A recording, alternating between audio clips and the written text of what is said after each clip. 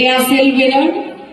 সকলোকে হাত চাপৰি বচাবলৈ অনুৰোধ কৰিছো cake কেটেগৰীৰ winner contestant number 9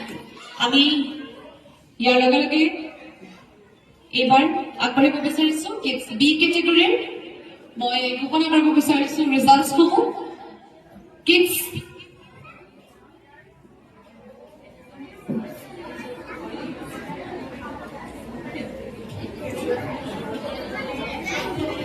contestant number 9 ৰ পেৰেণ্টছক আমি মাতিছো যিহেতুকে তেখেত উইনাৰ হৈছে আৰু তেওঁৰ সাবটাইটেল স্লাইড আৰু ক্ৰাউন আমাৰ হাতত আছে